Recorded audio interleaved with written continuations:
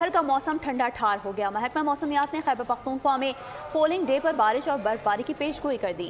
गिलगित बल्तिस्तान और शुमाली बलूचिस्तान में भी बास मकामात पर बादल बरसेंगे। कराची के मुख्तलिफ इलाकों में सुबह हल्की बारिश से मौसम खुशगवार हो गया।